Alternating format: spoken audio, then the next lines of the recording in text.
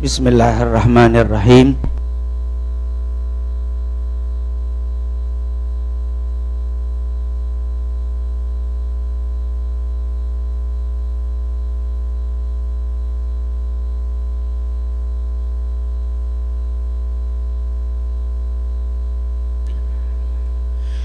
Assalamualaikum warahmatullahi wabarakatuh.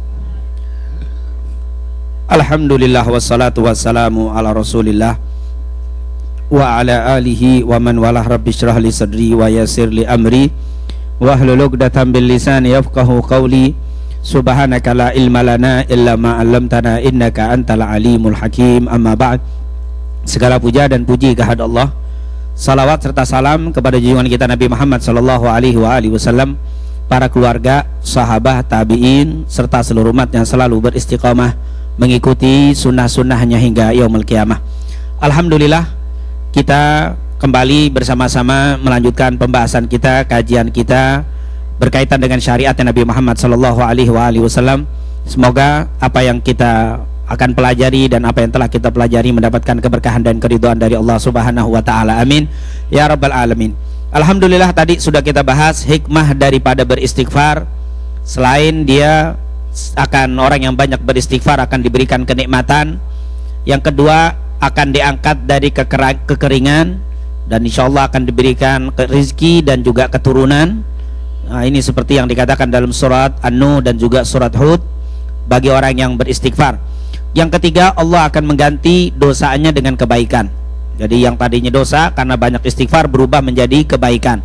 Yang keempat, Allah akan berikan keberuntungan bagi orang yang sering membaca istighfar kepada Allah Subhanahu wa taala. Yang kelima, dikeluarkan dari kesulitan hidup, diangkat dari kesempitan hati dan diberikan rezeki tanpa diduga-duga, sebagaimana dikatakan oleh Ibnu Abbas dari Rasul sallallahu alaihi wasallam dalam riwayat Abu Dawud. Dan juga akan dicintai oleh Allah. Bagi yang suka beristighfar, Allah akan cinta kepadanya. Karena memang Allah suka kepada orang yang beristighfar itu.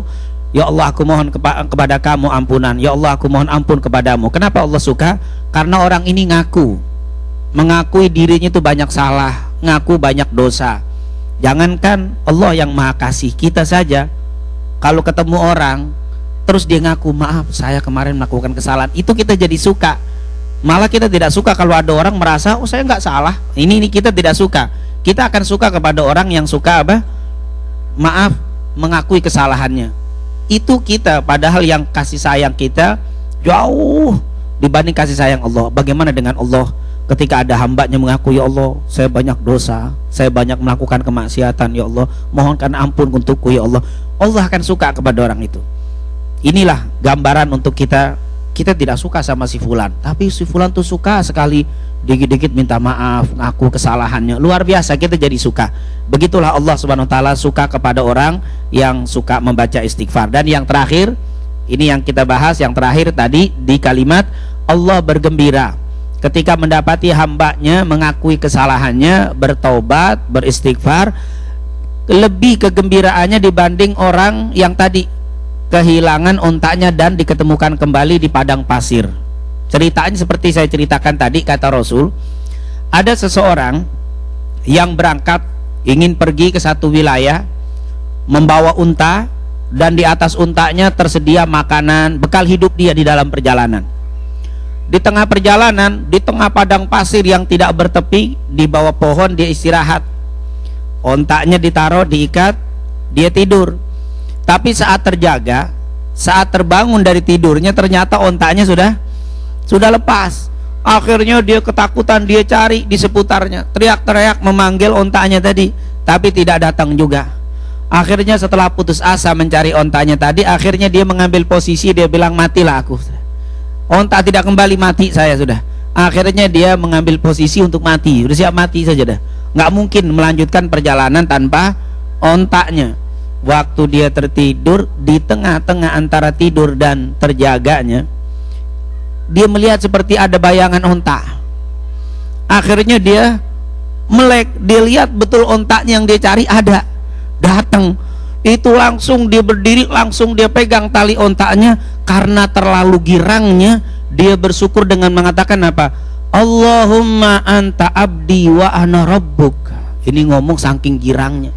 Allahumma anta rabbi, ya Allah engkau adalah hambaku, wa ana abduka, dan itu kalimat kan terbalik. Ya Allah engkau adalah hambaku, Allahumma anta abdi wa ana rabbuk. Ya Allah engkau adalah hambaku dan aku adalah Tuhanmu. Wah, ngomongnya apa? Itu ya namanya orang terlalu gembira kadang-kadang terpleset. Itu kan gembiranya luar biasa sampai Allah nyebutnya salah. Ya Allah engkau adalah hambaku dan aku adalah Tuhanmu. Itu karena kegembiraan. Kata Rasul, sungguh Allah lebih gembira dari orang itu ketika ada seorang hamba yang memohon ampun kepada Allah. Itu gambaran Nabi untuk gembiraannya Allah luar biasa. Kalau ada orang astagfirullah, apalagi ibu bapak di tengah malam kita ingat dosa-dosa kita keluar air mata, ya Allah. Allah gembiranya itu ngelihat orang ini mendapati orang yang beristighfar nih melebihi kegembiraan orang tadi yang sampai salah mengucapkan apa? Kedudukan dirinya. Mustinya ana abduka wa anta rabbi, kan begitu. Engkau adalah Allah Tuhanku, aku adalah hambamu. Ini terbalik, subhanallah. Alangkah seandainya, kata ulama, seandainya tidak mendapatkan macam-macam kebaikan dengan istighfar kita, tapi Allah gembira dengan istighfar kita, cukuplah alasan kita untuk apa? Beristighfar, karena Allah gembira. Loh, kalau Allah sudah gembira begitu, tentunya kebaikan macam-macam akan diberikan kepada kita. Itulah hikmah daripada istighfar. Mungkin kalau ada yang bertanya berkaitan dengan istighfar, jadi sekali lagi ingin saya gambarkan, istighfar itu bukan hanya untuk yang berdosa. Nanti ibu bapak habis Ramadan kan kita luar biasa, insya Allah Ramadan kita diterima semua oleh Allah. Setelah Ramadan berbagai macam ibadah sudah kita lakukan, tapi bukan berarti istighfar berhenti. Karena istighfar itu bukan hanya untuk orang berdosa, bahkan habis ibadah pun kita disuruh apa? Beristighfar. Nanti usai Ramadan jangan lupa untuk terus memperbanyak istighfar kepada Allah Subhanahu wa taala, sehingga ibadah yang telah kita lakukan pahalanya dilipat gandakan oleh Allah. Kekurangan-kekurangan ibadah kita di bulan Ramadan dimaafkan oleh Allah karena istighfar kita. Amin ya rabbal alamin. Insyaallah Allah selalu melazimkan membasahi lidah kita ini. Allah berikan taufik hidayah untuk beristighfar kepadanya. Amin ya rabbal alamin. Mungkin kalau ada yang bertanya berkaitan dengan istighfar, silakan Ibu. Waalaikumsalam warahmatullahi wabarakatuh. Silakan, nggak apa-apa. Saya tuh baru dapat tahu kenapa kita sholat ba'diyah itu berganti tempat. Apa maksudnya, Pak? Jadi saya tuh ditanya orang tapi saya nggak tahu jawabnya. Iya. Assalamualaikum warahmatullahi wabarakatuh. Waalaikumsalam warahmatullahi wabarakatuh. Iya, kenapa kok saya lihat atau kita lihat tuh banyak orang habis sholat fardu, sholat sunnah pindah tempat. Sebenarnya kalau tidak pindah tempat juga tidak apa-apa, tapi ulama banyak yang menganjurkan kalau bisa pindah tempat. Kalau ibu sedang susah di kursi jangan, tapi kalau memang bisa ini pindah. Kenapa? Karena untuk memperbanyak saksi nanti di hari kiamat. Tempat-tempat kita ini habis sholat di sini kita sholat ini apa? Memperbanyak tempat apa?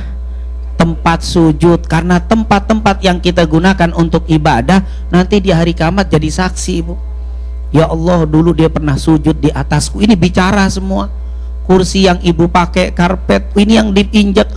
Bahkan kata para ulama, ketika kita jalan ke tempat ibadah, itu akan jadi saksi nanti di yaumil kiamah. Di dunia yang bicara hanya mulut, tidak ada benda lain yang bisa berbicara. Tapi nanti di hari kiamat terbalik, hanya mulut yang tidak bicara, tapi semuanya malah berbicara. Kalau Yasin sering kita baca kan, wa yukallimuna aydihim wa tashhadu arjuluhum bima kanu yaksibun. Wa yukallimuna aydihim, akan berbicara kepada kami tangan-tangan mereka. Wa yashhadu arjuluhum, dan saksi-saksi kaki itu akan jadi saksi. Jadi ini bilang, ya Allah dulu saya begini, ini ngomong, ini bicara, mulut malah tidak bicara, ini bicara, saksi bilang kaki, iya ya Allah betul, ini akan jadi saksi semuanya. Jadi benda ini semua berbicara, justru yang tidak bicara malah mulut kita. Ditutup mulut kita nanti di hari kiamat, tapi semua ini anggota akan berbicara Dan ini tempat-tempat ini akan berbicara, Ibu. Makanya kalau orang yang ibadah masih cari riya, cari pandangan dan pujian orang, berarti dia belum ngerti. Mau cari saksi ibadah, padahal cukup benda-benda Allah ini sudah menjadi apa? Saksi nanti semuanya. Mau kenapa mesti cari saksi orang? Kadang-kadang ada kan orang ibadah untuk cari pujian orang, berarti dia belum mantep, belum imannya belum kuat. Kalau orang imannya sudah kuat, saya ibadah nggak perlu, nggak ada yang lihat, manusia nggak jadi masalah. Ini akan jadi saksi saya, tembok akan jadi saksi saya nanti di yaumil kiamah. Subhanallah. Makanya semakin kuat iman, semakin ikhlas, hilang sedikit riaknya. Ini subhanallah. Itu jadi tujuan, Ibu. Tapi itu syaratnya sholat yang berbeda, Ibu. Sholat fardu, sholat sunnah, nah itu boleh. Tapi kalau masih satu rangkaian, jangan. Nanti sholat tarawih pindah-pindahan semua. Oh, pindah lagi, salam pindah lagi, kebanyakan. Itu kan masih satu apa? Satu rangkaian, satu bagian. Itu sholat tarawih ya sudah satu. Tapi nanti habis sholat tarawih, sholat witir itu satu. Mau tahajud, kalau bisa pindah lagi ke sana. Malam itu beda. Tapi kalau sholat tahajud mau bikin 8 rakaat, jangan pindah-pindahan. Tetap satu. Nanti kemana-mana sampai keluar-keluar lagi, ntar pindah-pindahan. Alhamdulillah. Jadi kalau satu macam cukup satu tempat. Tapi kalau beda-beda silakan. Wallahu a'lam bishawab. Silakan. Jangan ada lagi. Silakan. Bu, Bapak. Karena ini pengajian terakhir untuk apa Ramadan ini, karena besok kan takbir ya, habis maghrib sudah bukan taklim lagi yang afdol, takbiran. Nah yang sunnahnya nanti bertakbir. Nah ini karena ini jadi lebih banyak pertanyaan. Silakan. Sebelum nanti saya akan bahas tentang sunnah-sunnah sholat id atau sunnah-sunnah berkaitan dengan id. Silakan. Assalamualaikum warahmatullahi wabarakatuh. Waalaikumsalam warahmatullahi wabarakatuh. Sekalian berdua nggak apa-apa. Maaf Bapak, saya mau tanya, istighfar itu yang terbaik itu apa saja ya Pak? Maksudnya astagfirullahaladzim atau subhanallah wa bihamdihi subhanallahiladzim, atau saya mengikuti Yusuf Mansur itu gini, Sayyidul istighfar, bukan? Ya royaku ya fataku hasbunallah ni'mal wakil ni'mal maulana wa ni'mal nasir la haula wala quwata illa billahil aliyil azim. Semua saya jalankan ya Pak, insyaallah. Dan seperti Bapak tadi bilang, semuanya itu kayak ajaib, yang nggak disangka-sangka itu saya rasakan. Cuman saya merasa Allah menguji saya itu lebih besar lagi Pak. Apakah ini tanda Allah sayang atau memang saya istighfarnya kurang, amin, salah atau bagaimana? Iya. Terus yang kedua, saya mau tanya, misalnya dalam keadaan khutbah atau Jum'ah gitu ya, kalau lagi khutbah itu wajib mendengarkan khutbah atau sholat sunat tahiyatul masjid. Yeah. Terus ada lagi, kalau imam lagi membaca doa, apakah wajib mengikuti doa itu di dalam sholat atau di luar sholat? Pas sholat. Di dalam sholat. Setelah sholat. Setelah sholat. Oh, iya. Ya. Imam membaca doa itu wajib ngikutin doa atau sholat sunat. Ya begitu saja. Assalamualaikum warahmatullahi wabarakatuh. Waalaikumsalam warahmatullahi wabarakatuh. Ini ada 3 pertanyaan. Yang pertama, istighfar yang paling bagus. Sebenarnya semua istighfar bagus. Astagfirullah, astagfirullah, astagfirullahaladzim. Tadi dari Ustadz Fulan, dari Fulan, boleh kita baca. Nah, teman dari Nabi, pernah Nabi berbicara, ini hadis Sahih Bukhari. Ini seperti yang kita lihat, dikatakan di sini dari Syaddad ibn Aus radhiyallahu anin Nabi sallallahu alaihi wasallam. Nabi dulu pernah bersabda, Sayyidul istighfar, penghulu istighfar. Nah, Sayyidul istighfar itu artinya penghulu. Sayyid itu artinya penghulu. Yang dimuliakan, orang yang paling mulia itu namanya Sayyid. Makanya kita bilang Allahumma salli ala Sayyidina Muhammad. Itu arti Sayyid. Ya Allah, salawat dan salam kepada penghulu kami Nabi Muhammad. Itu jadi Sayyid itu artinya penghulu. Sayyidul istighfar, penghulu istighfar, antakula engkau mengucapkan. Jadi kalau bahasa kita biangnya istighfar, kalau kata Rasul ini, Allahumma anta rabbi la ilaha illa anta khalaqtani wa ana abduka wa ana ala ahdika wa wa'dika mastata'tu a'udzu bika min syarri ma sana'tu abu'u laka bi ni'matika alayya wa abu ulaka bidzanbi faghfirli fa innahu la yaghfiru dzunuba illa anta. Itu adalah sayyidul istighfar, agak panjang Ibu ya. Nah ini nggak usah dihafal, dibaca, kita baca. Tapi nanti ternyata di rumah atau di jalan kita nggak bisa lihat, sudah astagfirullah, atau tadi yang dari guru kita baik Ustaz Mansur atau yang lainnya, silakan baca istighfar yang kita apa, astagfirullah, astagfirullah. Nah kalau pertanyaan apa penghulu istighfar, ini dia hadis riwayat Imam Bukhari.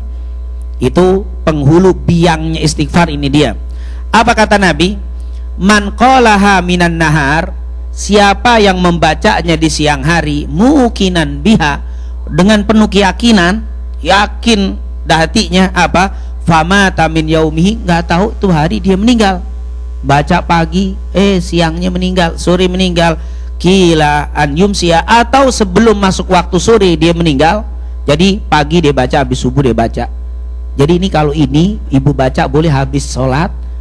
Kalau yang istighfar umum yang tadi sambil jalan itu kan. Nah kalau ini waktu habis sholat subuh baca sayyidul istighfar. Nah siapa yang baca ini meninggal sebelum sampai waktu sore, mau sampai maghrib, apa kata Nabi? Fahuwa min ahlil jannah, maka dia pasti dari golongan ahli sorga. Subhanallah. Jadi kalau meninggal pasti masuk surga sebelum datang waktu sore. Waman qalaha minal lail, tapi nanti kalau maghrib baca lagi. Dan siapa yang mati sebelum masuk waktu subuh, fahuwa min ahlil jannah, pasti dia masuk surga. Itu bacaannya kan sangat apa? Sekali saja, baca sekali. Allahumma anta rabbi la ilaha illa anta khalaqtani wa ana abduka wa ana ala ahdika wa wa'dika mastata'tu a'udzu bika min syarri ma sana'tu abu'u laka bi ni'matika alayya wa abu'u laka bi dzanbi faghfirli fa innahu la yaghfiru dzunuba illa anta. Enggak mati kita sebelum datang waktu subuh kecuali min ahlil jannah. Rasul yang bilang. Subuh kita baca lagi, enggak meninggal kita sebelum waktu maghrib kecuali surga. Ini kata Nabi Muhammad SAW. Luar biasa.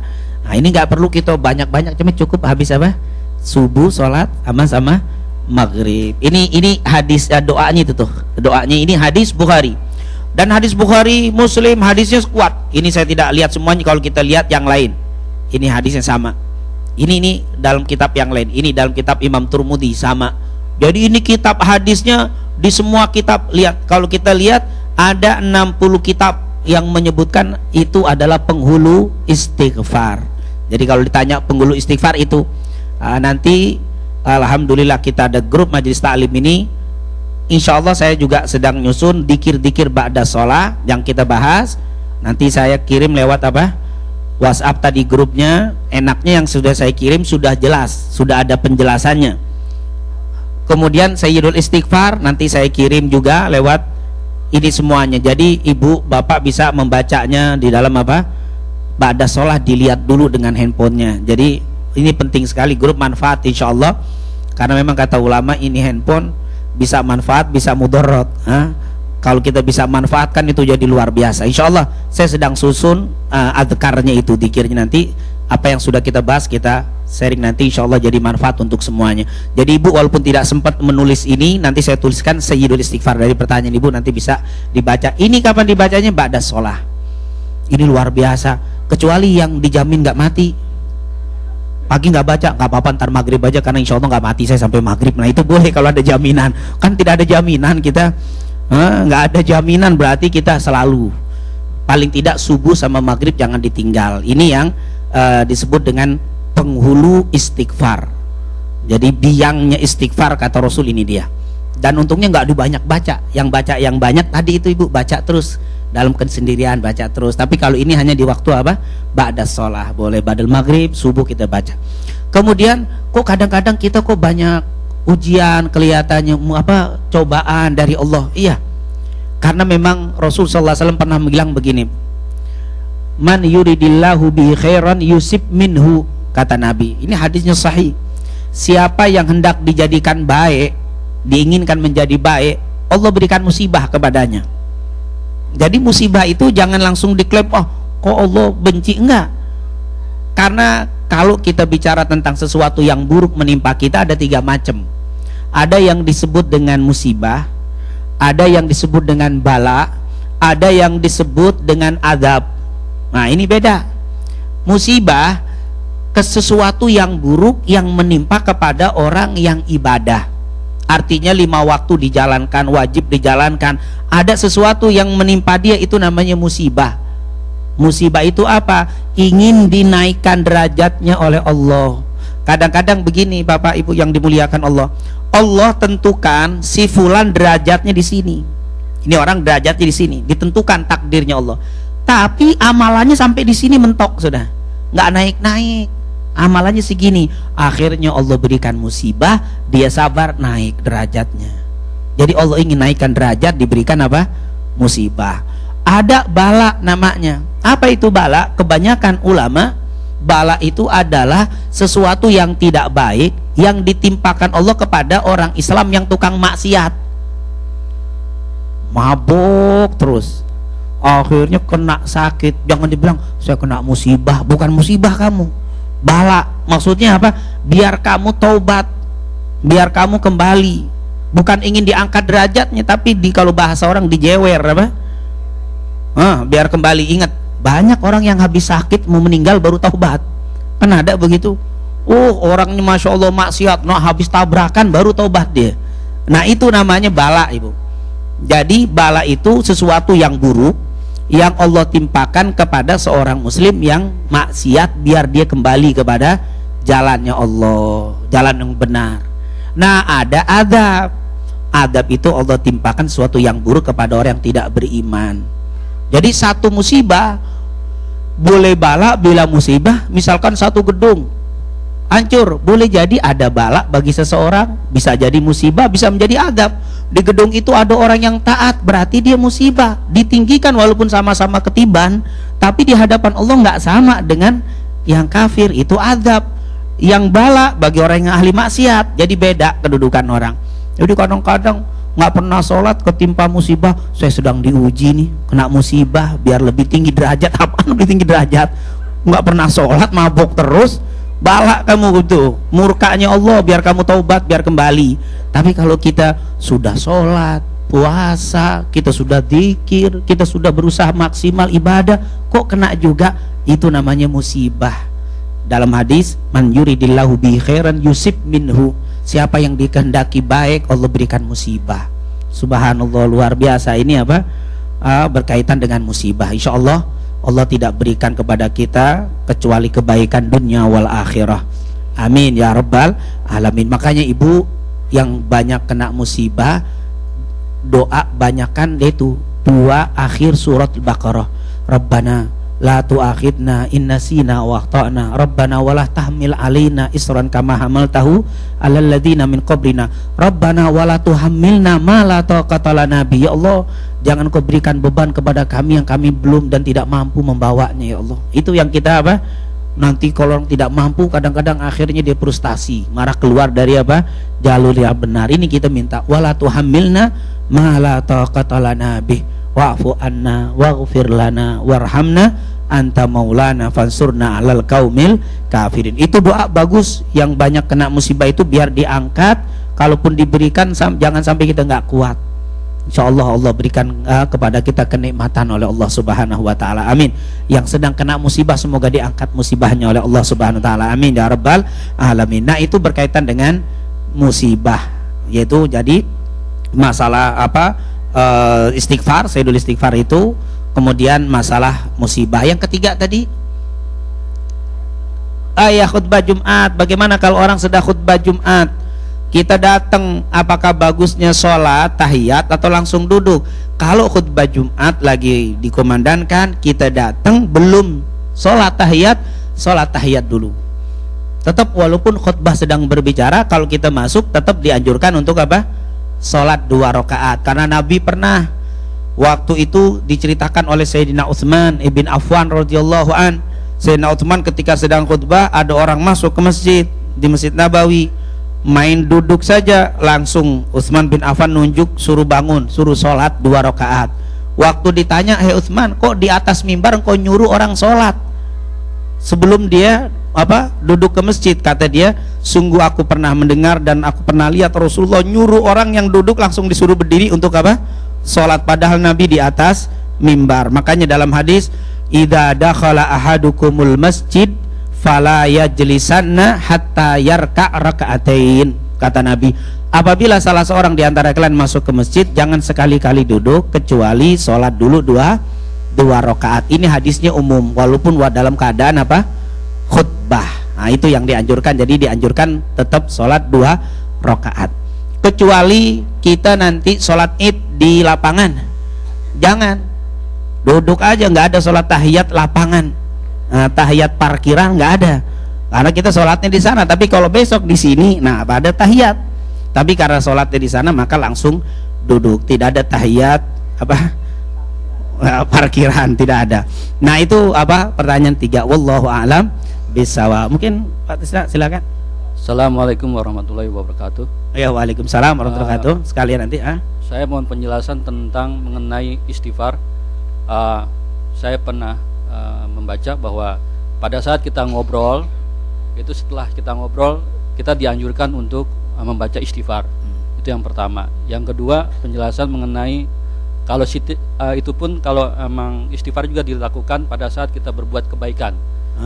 Itu kita juga katanya menghindar dari rasa ria ataupun segala bentuk yang mengandung rasa bentuk sombong atau ria. Itu bagaimana, Tad? Itu saya minta penjelasannya. Terima kasih. Assalamualaikum warahmatullahi wabarakatuh. Waalaikumsalam warahmatullahi wabarakatuh. Ya, ini kalau kita habis ngobrol, kita disuruh istighfar sebelum bubar dari majelis itu.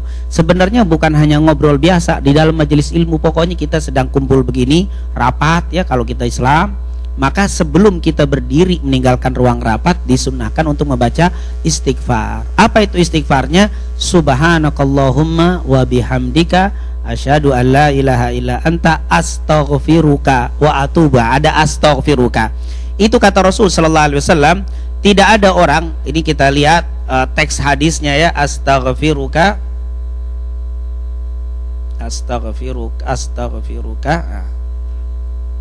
Ini siapa yang membaca doa istighfar itu kalau di dalam majelis, kalau dia ngomong ada terpleset, ada kekurangan, ada kesalahan, Allah akan bersihkan sebelum kita meninggalkan tempat tadi. Jadi omongan-omongan itu langsung kan namanya manusia berbicara mesti ada keliru dalam berbicara, dalam itu Allah ampuni langsung. Ini adalah pentingnya istighfar dari majelis, yaitu astaghfiruka wa atubu ilaik. Seperti yang selalu kalau kita habis ta'lim, saya biasakan membaca subhanakallahumma wa bihamdika asyhadu an la ilaha illa anta astaghfiruka wa atubu ilaik. Ini Bapak Ibu bacanya bukan hanya di waktu ta'lim, lagi ngobrol, apalagi ngobrol lama kan mesti ada salah-salahnya, itu akan diampuni oleh Allah. Itu betul istighfar dan menghilangkan riya. Nanti ketika kita bicara ada itu tuh dihapus dengan maknya kita bicara, ketika kita bicara kadang-kadang ada timbul tuh merasa orang itu tertarik, merasa merasa diri itu langsung dengan istighfar tadi dibersihkan. Nah, ini juga nanti insya Allah perlu juga ini saya tuliskan, karena kalimat ini sering kita duduk-duduk ya di dalam majelis yang resmi seperti rapat-rapat. Kalau Ustaz tapi di sini bukan muslim semua, ya paling tidak waktu kita keluar kita baca untuk diri sendiri. Nah, ini itu akan menimbulkan manfaat dan menghilangkan riya tadi. Wallahu a'lam. Betul, jadi betul istighfar itu manfaat, tapi istighfarnya bukan astagfirullah biasa yang tadi. Subhanakallahumma wa bihamdika asyhadu an la ilaha illa anta astaghfiruka wa atubu ilaik. Assalamualaikum, Pak. Meneruskan pertanyaan tadi, Pak, sholat Jumat. Walaupun sudah khutbah kedua, Pak, kita masih sholat Jumat. Walaupun khutbah kedua misalkan bagaimana, tetap selama kita bisa ngejar nggak ketinggalan khatib turun dari mimbarnya sholat, ikut tetap walaupun sudah mau habis. Kecuali kalau kita masuk sholat ini sudah dari kita sudah sedikit lagi, sudah ibadallah innallaha ya'murukum bil adli wal ihsan wa ita'idzil qurba wa yanha 'anil fahsya'i wal munkar wal baghi ya'idukum la'allakum tadhakkarun. Fadhkuru. Ya, ini sudah nggak usah sholat sudah, tapi tetap nggak boleh duduk, Pak. Berdiri aja nungguin nungguin dia turun dari mimbar, sholat langsung kita gabung. Tapi kalau kita duduk nggak boleh. Nah, kira-kira jadi lebih baik kita berdiri nungguin orang itu khatib itu selesai. Nah, jadi tidak boleh duduk. Kalau mau duduk nggak boleh. Jadi kalau mau duduk berdiri nungguin si khatib selesai. Khatib selesai baru kita ikut sholat bareng. Tapi kalau untuk duduk tetap nggak boleh. Jadi hukumannya ya nunggu berdiri, disetrap sedikit, nah, sampai khotibnya turun dari mimbar dan sholat bareng. Jadi itu apa yang dijelaskan oleh para ulama. Wallahu a'lam bishawab. Ya, masbuk sholat Jumat. Nah ini boleh sebelum itu kita buka masalah id ya, nanti ketemu dalam bab masbuk. Sedikit kita bicara tentang sunnah id. Ini kita tidak bicara tentang Idul Adha, kita bicara tentang sholat Idul Fitri. Sholat Idul Adha atau Idul Fitri nanti ada amalan-amalan yang disunahkan. Yang pertama tentunya sholat ya. Kemudian nanti takbir. Nanti ada beberapa amalan untuk kita lakukan pada esok hari lusa, yaitu hari Rebo. Insya Allah bisa kita praktekkan. Yang pertama tentang hukum sholat Idul Fitri atau Idul Adha. Apa hukumnya? Hukumnya yang pertama ada yang mengatakan fardu kifayah. Ini menurut mazhab Hanabilah. Menurut mazhab Hambali fardu kifayah. Artinya di LA ini kalau nggak ada yang sholat sama sekali dosa semuanya. Ternyata masjid kita sholat, walaupun semua nggak sholat muslim aman. Ini kata Imam Ahmad bin Hambal, fardu kifayah. Yang kedua, ini merupakan menurut Hanafiyah sholatnya wajib tetapi khutbahnya sunnah. Ini dibilang sholatnya itu wajib, khutbahnya sunnah. Wajib aini. Berarti kata Hanafiyah kalau orang Islam nggak sholat itu dosa. Kata Imam Abu Hanifah, jadi madhab Hanafi ini banyak diikuti di Pakistan, di India, Bangladesh, itu madhabnya Hanafi. Masjid-masjid yang pakai madhab Hanafi wajib. Orang madhab Hanafi kalau nggak sholat id dosa dihukumnya. Ini hukumnya dosa karena dianggap fardu ain. Tapi sunnahnya apa, khutbahnya sunnah. Nah kalau menurut madhab Syafi'i dan Maliki sunnah muakkadah, yaitu sholat Idul Fitri nanti hukumnya sunnah muakkadah, sunnah yang sangat ditekankan, merugi orang yang tidak sholat. Makanya ibu bapak besok yang punya kesempatan jangan tidak mendirikan sholat. Ini sunnah muakkadah, 1 tahun sekali Idul Fitri, ntar Idul Adha sekali lagi.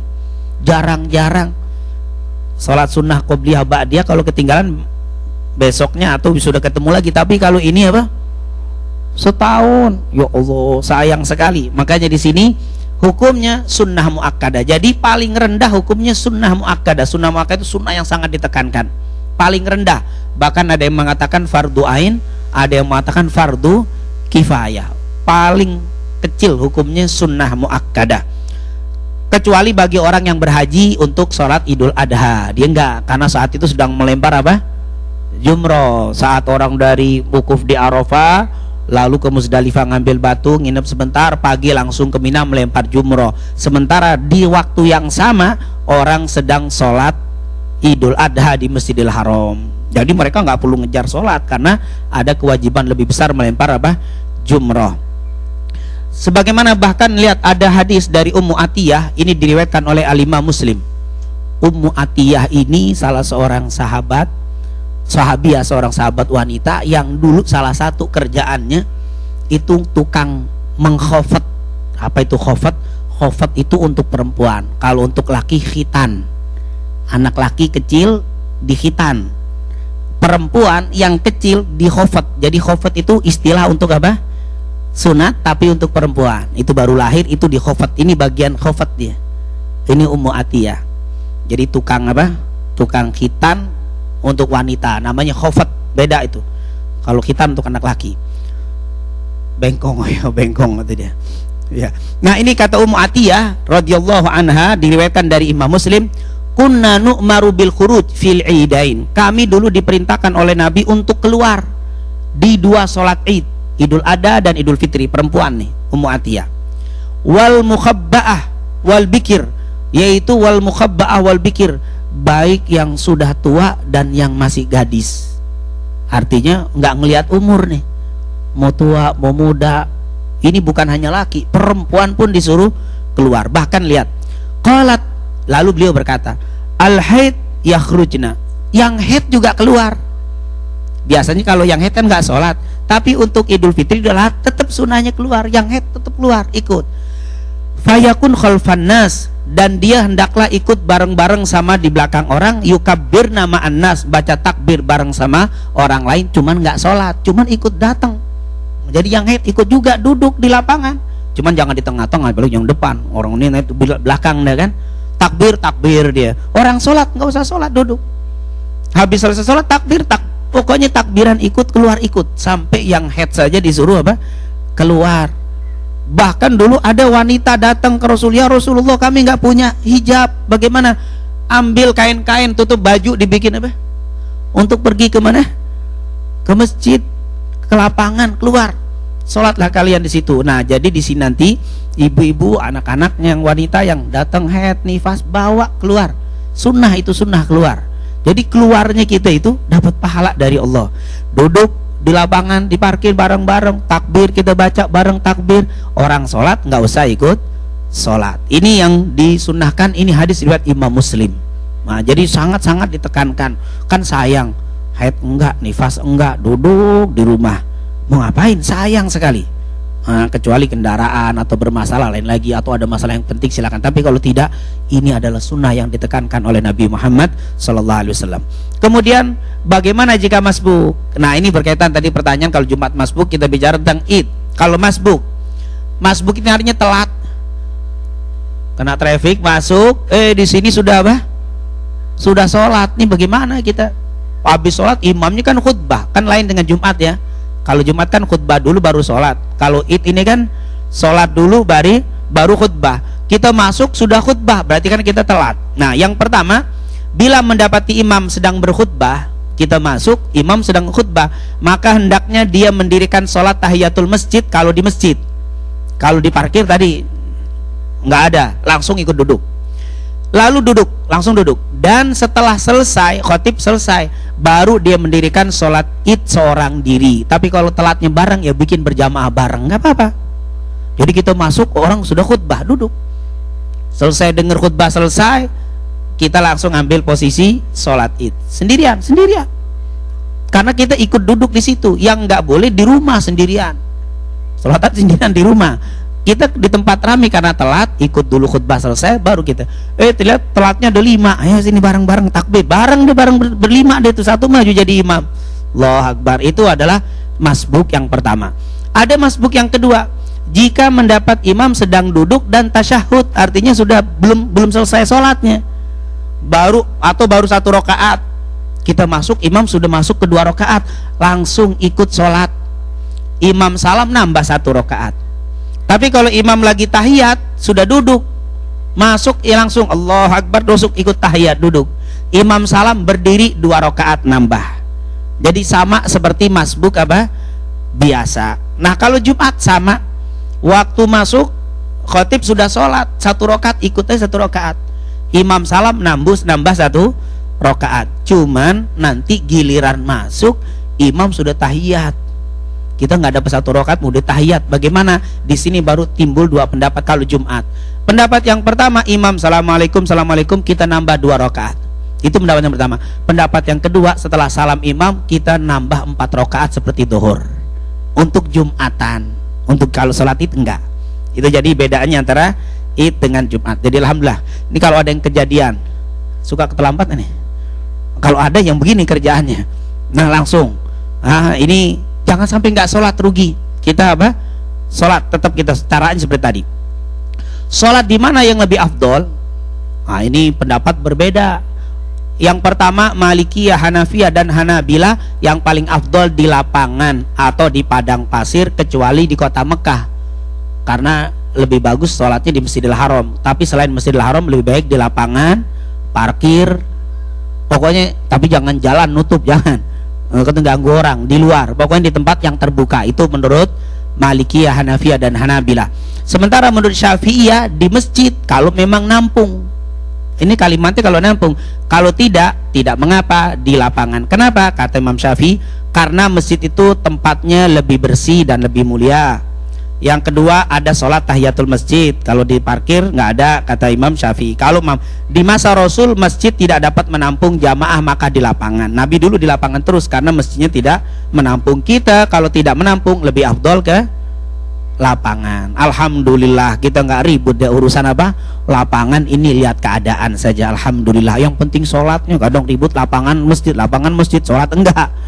Ini ribut urusan itu. Nah, ini jangan. Alhamdulillah, di mana saja yang paling enak, paling lengkap, paling insya Allah paling khusyuk, itulah yang paling apa? paling afdol. Kemudian sunnah sholat id yang pertama, sepakat tidak ada adzan dan iqomah. Maksudnya waktu mau sholat nggak ada Allah Akbar, sholat enggak, tapi sunnahnya cukup membaca as-salatul jami'ah, langsung imam naik besok.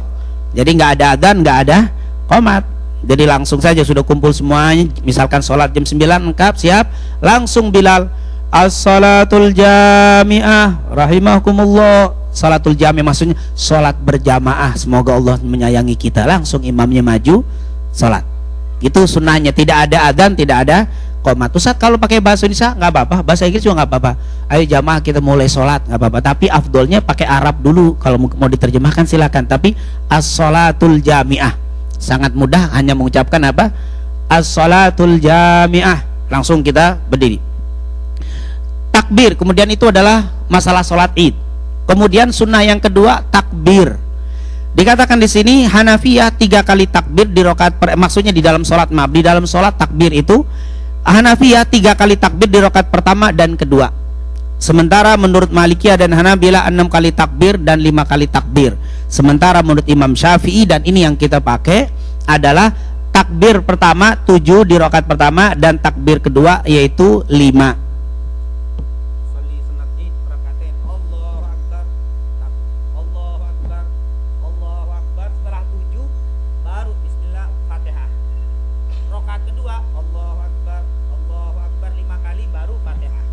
Itu cara Imam Syafi'i.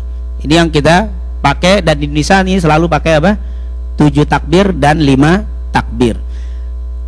Di mana dalilnya? Ini anna Rasulullah, dari Aisyah, anna Rasulullah kana yukabbiru fil fitri wal adha. Dulu Nabi Muhammad kalau sholat id, baik di Idul Fitri atau Idul Adha, fil ula, di rakaat pertama sab'at takbirat, di rakaat pertama 7 kali takbir, wa fitsaniyah, dan yang kedua khamsan, 5 kali takbir. Itu dalil yang kita kemarin kita sholat 7 dan 5, tapi kadang-kadang kita belum tahu dalil. Sekarang kita punya dalil dari Aisyah dalam riwayat Abu Dawud, dan ini pendapat Syafi'i. Apa yang dibaca antara takbir beda lagi. Hanafiyah dan Syafi'iyah membaca tasbih, tahmid, tahlil, dan takbir. Subhanallah walhamdulillah wala ilaha illallah wallahu akbar. Sementara menurut Hanabilah Allahu akbar kabira walhamdulillahi katsira wa subhanallahi bukratan wa asila. Tapi yang kita pakai enakan ini kayaknya apa? Gampangan apa? Dan memang ini pendapat Syafi'i. Subhanallah alhamdulillah wala ilaha illallah wallahu akbar. Ustaz kalau nggak baca nggak apa-apa.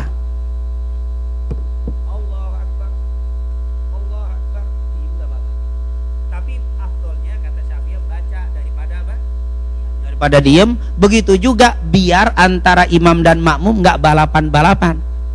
Kan ada standar berhentinya. Kalau Allah akbar, subhanallah walhamdulillah wala ilaha illallah Allah akbar, Allah akbar. Jadi antara takbir yang pertama, kedua, ketiga itu sama jedah berhentinya. Tapi kalau kita diem kadang-kadang apa? Ada yang pendek, ada yang panjang, nggak ada jedah waktu. Ini untuk apa? Tertib. Jadi subhanallah alhamdulillah wala ilaha illallah Allah akbar, Allahu akbar, subhanallah alhamdulillah wala Allah 7 kali. Setelah itu baca suratul Fatihah.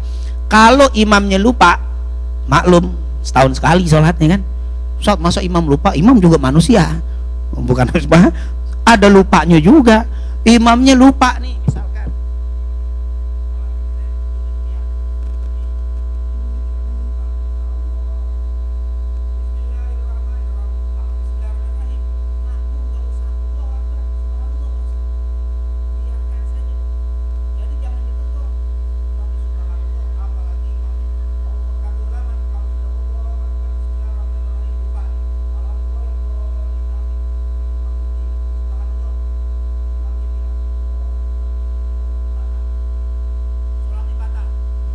Habis Fatihah dia takbir 7 yang tadinya lupa, dia ngulang.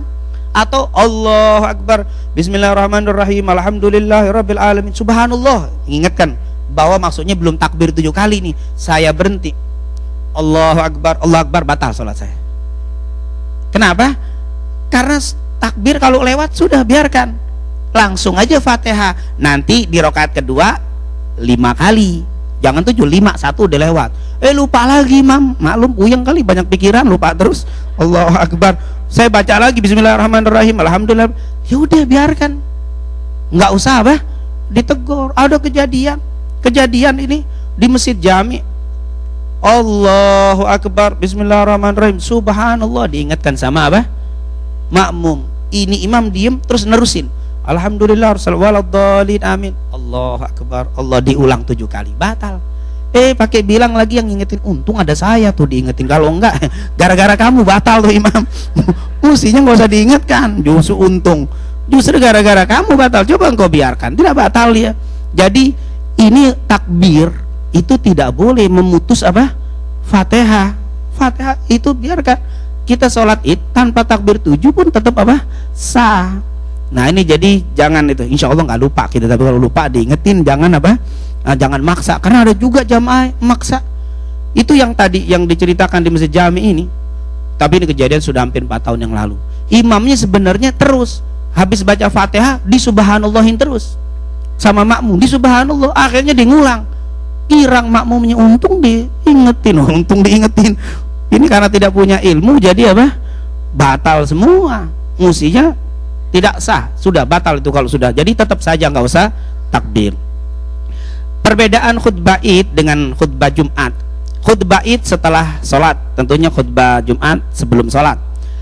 Yang kedua, diperbolehkan bagi makmum untuk mengikuti takbir saat khatib bertakbir. Ini kan khutbah pertama, nanti sunnahnya takbir 7 kali.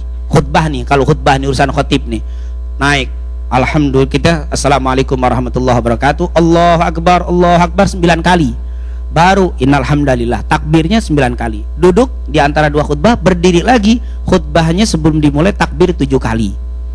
Nah ketika takbir makmum boleh ikut Allah melafat, tapi kalau Jumat nggak boleh. Jumat itu hanya diem saja makmumnya, tapi kalau ini boleh. Jika batal hendaknya diteruskan khutbahnya karena itu hal sunnah. Nah ini maksudnya kalau batal. Kalau Jumatan khotib bicara kentut turun, nggak boleh khutbah dalam keadaan batal. Tapi kalau id mungkin habis makan ketupat sebelum khutbah, pas khutbah terusin aja dulu, ayo terus khutbah, nggak jadi masalah, karena itu sunnahnya tidak batal. Tapi kalau batal tidak. Tapi kalau Jumat batal harus turun, nggak boleh khutbah Jumat batal, karena itu bagian daripada dari bagian sholat.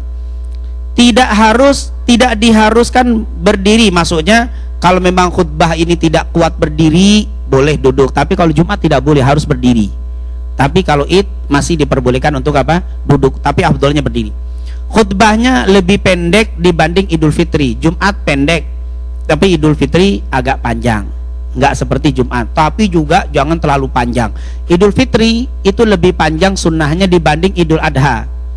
Jadi Idul Fitri khutbahnya kalau Idul Adha 20 menit, Idul Fitri 25. Kalau Idul Adha 15, Idul Fitri 20, ada lebih sedikit panjang daripada, tapi tidak boleh terlalu panjang juga. Kenapa? Karena memang Idul Adha disuruh cepat karena ada pekerjaan ingin motong. Semakin cepat motong itu semakin bagus. Kalau Idul Fitri disuruh diakhirkan, kenapa? Karena ada orang takut yang belum bayar zakat, jadi ditunda khutbahnya biar yang terlambat zakat bisa bayar zakat. Idul Adha sunnahnya itu puasa, jangan makan habis subuh sampai setelah sholat id, selesai sholat id. Tapi kalau Idul Fitri sunnahnya makan, jadi kalau panjang dikit aman, udah ngisi, udah ngopi, udah kan aman. Tapi Idul Adha jangan panjang-panjang, lapar. Jadi ada hikmah-hikmah yang luar biasa. Jadi Idul Fitri disunahkan lebih panjang daripada Idul Adha, tapi dia tidak terlalu panjang. Jumhur ulama sunnah berkhutbah 2 kali seperti khutbah Jumat, syarat, rukun, wajib, sunnah dan makruhnya sama. Maksudnya wasiat takwa sama seperti Jumat, ada duduk di antara 2 khutbah baru berdiri, sama dengan Jumatan. Sunnah di hari id yang perlu dikerjakan nanti, yang pertama makan dan minum sebelum mendirikan sholat id. Jadi sunnah Bapak Ibu sebelum datang ke sini sarapan dulu, tapi jangan terlalu banyak, tertidur lagi di sini. Kekenyangan pagi-pagi, hawa sejuk. Wah ini jadi jangan terlalu banyak, asal batal. Sunnah Ibu, makan itu sunnah. Jangan enggak saya masih kenyang, jangan. Sunnahnya walaupun minum air air putih, minum air putih baru datang ke sini. Jadi disunahkan dalam keadaan sudah makan. kecuali Idul Adha, sunnahnya tidak. Mandi dan bersih diri sunnah. Mandi subuh tuh sebelum datang sunnahnya mandi, berbersih diri, kuku potong, sunnah. Berbersih diri itu kata Abdullah bin Abbas, kami kalau datang hari Id ngelihat Rasul luar biasa, putih, imamah, wangi, luar biasa. Maka semaksimal mungkin tampilan yang semaksimal mungkin untuk hari Id. Jangan sok, wah saya pengen zuhud, baju kumel zuhud. Ini bukan zuhud itu namanya, lesu. Jangan. Sunnahnya tuh gembira, ketemu senyum aja, ketemu besok senyum aja terus tuh. Jangan ada yang cemberut besok ini hari Id. Sunnah itu. Tunjukkan kegembiraan. Ustaz, tapi opor belum matang, nggak usah dipikirkan, nanti itu urusan apa? Itu jangan dibawa-bawa ke tempat apa? Id. Sunnahnya gembira. Rasul sallallahu alaihi wasallam, maaf, kita senyum, kita menunjukkan kegembiraan, besok di hari Rebu pagi itu dapat pahala luar biasa. Sunnahnya Rasul sallallahu alaihi wasallam. Kemudian mengenakan pakaian yang terbaik, bukan yang baru. Ada baru, alhamdulillah. Nggak ada baru juga nggak apa-apa. Yang terbaik yang dimiliki serta memakai wewangian. Sunnah, pakai wangi. Ini sunnah, pakai baju yang terbagus yang kita miliki. Datang di awal waktu. Datang di awal waktu. Jangan nunggu, oh khotib paling belum naik. Nunggu khotib naik, belum masih aman. Ini jangan. Datang awal waktu. Kenapa? Kita datang duluan, kita takbir, Allahu Akbar, itu Rasul. Kecuali imam malah disuruh belakangan. Maksudnya datang jangan apa? Dulu imam duduk mana, jamaah belum datang, nungguin imamnya, nungguin apa? Nungguin jamaah. Sunnahnya itu jamaah sudah siap, imam baru apa? Datang.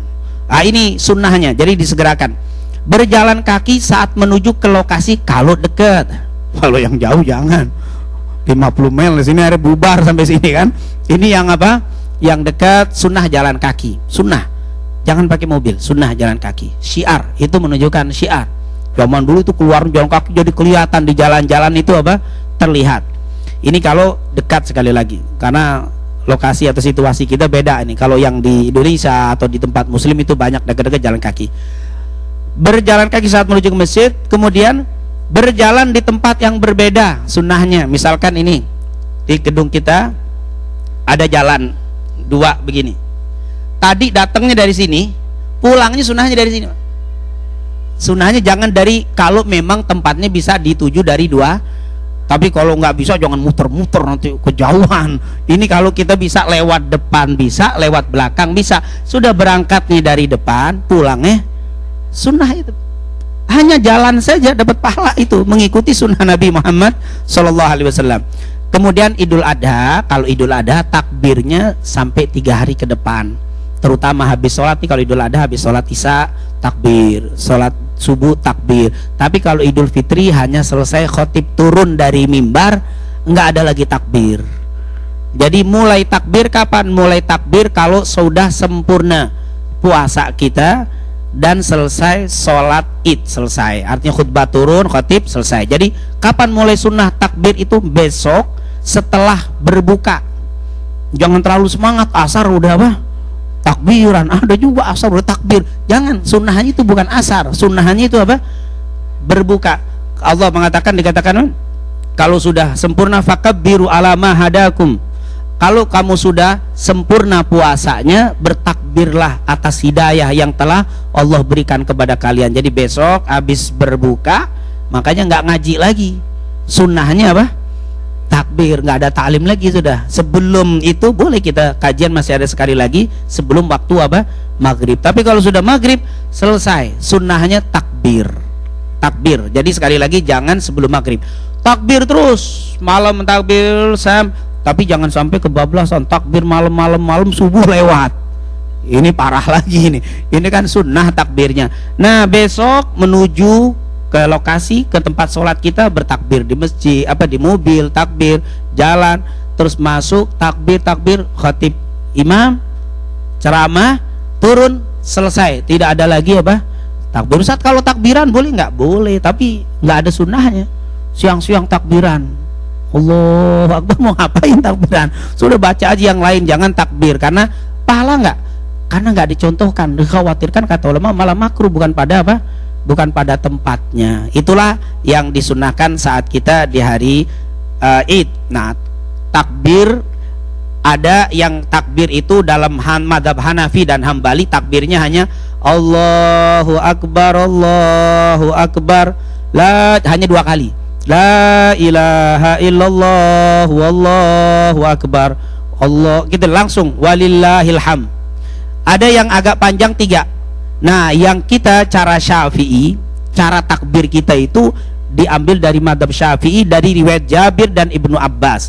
Takbirnya Allahu Akbar. Jadi kita sudah apa? Takbir seperti ini, Allahu Akbar, Allahu Akbar, ditambahin Allahu Akbar kabira walhamdulillahi katsira wa subhanallahi bukratan wa asila, la ilaha illallah wa la na'budu illa iyyah mukhlisina lahuddina walau karihal kafirun, la ilaha illallah wahdah sadaqa wa'dah wa nasara 'abdah wa hazamal ahzaba wahdah, la ilaha illallah wallahu akbar, Allahu akbar. Terus lagi apa? Ulang lagi. Jadi tambahan yang panjang ini diambil dari riwayat Jabir dan Ibnu Abbas. Karena nanti ada juga saudara kita bid'ah panjang-panjang. Jadi takbir yang benar hanya ini, Allahu akbar, Allahu akbar, la ilaha illallah wallahu akbar, Allahu akbar walillahil hamd. Selesai. Tambahannya bid'ah. Tuh kan demen banget bid'ah. Baru lebaran masih bid'ah juga apa? Kenapa? Karena kita pakai ini. Jadi nanti kita boleh takbir ini, kita baca. Nah, ibu saya nggak hafal yang panjang, sudah cukup yang apa? Allahu Akbar, Allah ikutin, tinggal ikut yang pendek itu cukup. Yang penting kita bertakbir dan insya Allah dapat pahala luar biasa bertakbir di hari Id. Walitukabbirullaha ala ma hadakum wa la'allakum tashkurun. Dalam Al-Quran, walitukabbirullaha, hendaklah kalian bertakbir kepada Allah ala ma hadakum, atas hidayah yang Allah kasih kepada kalian. Kita selama sebulan bisa puasa, bisa qiyamul lail, bukan karena kehebatan kita, tapi karena hidayah dari takbir kita. Bersyukur, ya Allah Engkau yang maha besar, ya Allah kalau bukan karenamu saya tidak bisa puasa, kalau bukan karenamu ya Allah saya nggak bisa qiyamul lail, kalau bukan karenamu ya Allah saya nggak bisa baca Quran. Semua kita akui adalah nikmat dari Allah. Inilah yang bisa kita bahas pada kesempatan kali ini. Mungkin sebelum saya tutup, kalau ada yang bertanya silakan. Silakan. Iya, sebenarnya waktu yang afdol setelah terbit matahari. Nah, setelah terbit matahari yaitu sekitar misalkan jam berapa nih isyraq sudah keluar semuanya, jam 7 misalkan, jam 7. Nah, itu yang paling afdol kalau memang memungkinkan. Tapi ketika kita lihat ada jarak-jarak, saya tanya memang jaraknya ada yang apa? Yang jauh-jauh, maka apa? Nah, tapi kalau nanya afdol yang setelah sempurna terbit matahari. Setelah sempurna terbit matahari itu yang afdol.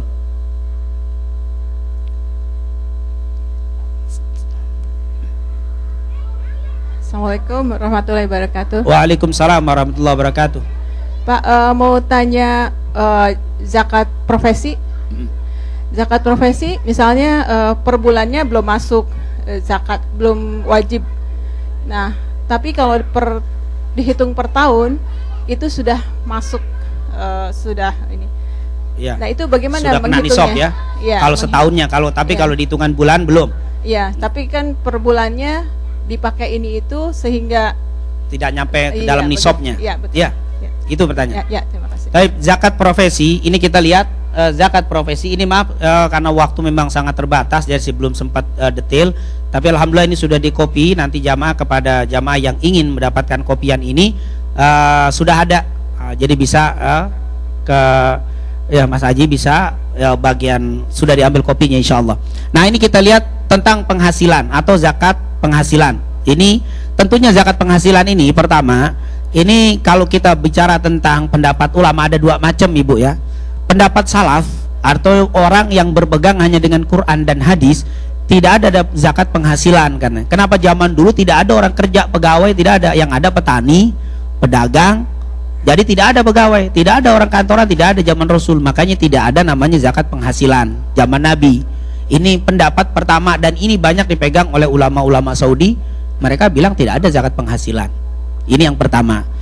Pendapat yang kedua, ini pendapat ulama-ulama yang banyak dari Mesir, dari Yordan, diantaranya Yusuf Qaradawi. Pernah dengar Yusuf Qaradawi?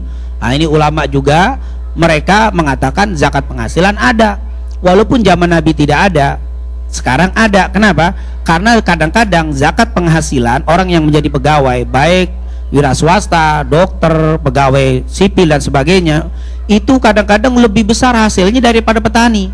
Petani yang kecil saja ada zakatnya, masa ini tidak ada zakatnya? Jadi seperti itulah akhirnya timbul pendapat yang mengatakan ada zakat penghasilan. Maksudnya nanti ibu kalau ketemu ada ustaz, oh nggak ada zakat penghasilan, oh ini adalah fatwa dari ulama-ulama Timur Tengah banyak. Tapi kalau bilang oh ada, ini pendapat dari ulama Mesir, Yordan dan juga Timur Tengah, banyak juga yang mengatakan ini.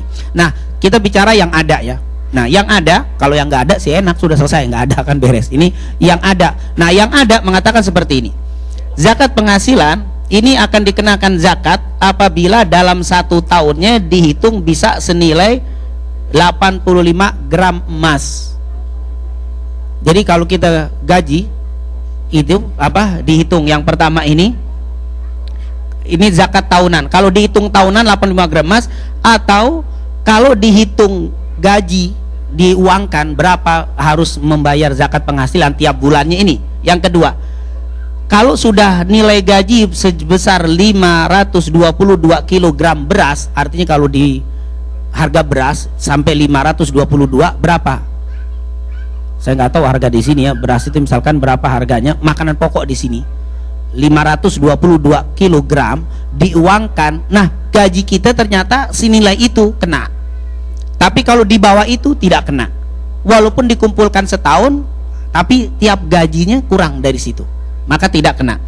Kalau memang seperti ini nilainya dapatnya lebih dari 5 atau sejumlah 522 kg emas, maka dikenakan zakatnya setiap menerima gaji. Jadi hitungannya bukan akhir tahun. Jadi setiap hasil kerja maka dikeluarkan 2,5% sebelum digunakan kebutuhan pokok. Jadi jangan digunakan pokok dulu, kebutuhan pokok masih nggak cukup. Ini sebelum pas dapat netonya murninya 522 kg, maka dikenakan 2,5%. Di luar, maaf, ini yang harus diperhatikan setiap hasilnya. Nah, contoh ini paling mudah, seperti ini. Kalau memang harga beras ini, kalau ini saya hitungan Indonesia 5.000 misalkan, maka dikali sekian berarti 2.700.000 ini kena. Kalau di sini kan tentunya saya tidak tahu harganya berapa, tinggal dihitung saja harga berasnya. Nah, jika Bapak contohnya setiap bulannya mendapatkan gaji lebih atau setara dengan sekian, maka wajib membayar tanpa terlebih dahulu dipotong kebutuhan pokok. Tanpa dipotong kebutuhan pokok, langsung saat dapat 2,5%. Dan jika kurang dari jumlah tersebut, maka tidak terkena zakat. Walaupun kalau dihitung-hitung setahunnya dapat, tapi tiap dapat itu tidak sampai segitu, nggak kena zakat, tidak kena zakat. Ini kata para ulama yang mengatakan zakat penghasilan ada. Nah, tinggal dihitung saja ibu ya, nanti tinggal berapa ini, insya Allah gampang dikasih cara penghitungannya. Allahu a'lam bishawab. Terima kasih Pak. Sama-sama. Mungkin itu saja yang bisa kita bahas. Sekali lagi, yang pertama, saya atas nama yang mengajar selama 10 hari di tempat ini memohon maaf apabila di dalam perkataan dan perbuatan, tingkah laku, akhlak, budi pekerti yang kurang baik, mohon dibukakan pintu maaf kepada para jamaah. Yang kedua, semoga kita diberikan panjang umur, sehat walafiat, bisa bertemu kembali di waktu-waktu yang lainnya. Dan juga tentunya saya mengucapkan jazakumullah khair, mengucapkan banyak-banyak terima kasih atas perhatiannya, bantuannya dan juga hadiahnya. Masya Allah, yang kemarin alhamdulillah, terima kasih banyak atas perhatiannya. Dan tentunya apa yang diberikan kepada kami insya Allah bermanfaat untuk dakwah juga, dan insya Allah bermanfaat untuk kehidupan dakwah menyebarkan ajaran Nabi Muhammad SAW. Amin ya rabbal alamin. Itu saja mungkin yang bisa saya sampaikan. Sekali lagi terima kasih wabil khusus tentunya kepada segenap pengurus Masjid Al-Ikhlas, baik dari infonya dan yang lainnya, kepada Bapak Farhad dan yang lainnya. Alhamdulillah, semoga Allah Subhanahu wa taala mengganti tenaga waktu yang kita keluarkan untuk memakmurkan tempat ini dalam pengajian-pengajian ini, diganti dengan kebaikan dunia wal akhirah. Amin amin ya rabbal alamin. Mungkin itu saja yang bisa saya sampaikan, lebih kurangnya subhanakallahumma wa bihamdika asyhadu an la ilaha illa anta astaghfiruka wa atubu ilaik. Lebih kurangnya assalamualaikum warahmatullahi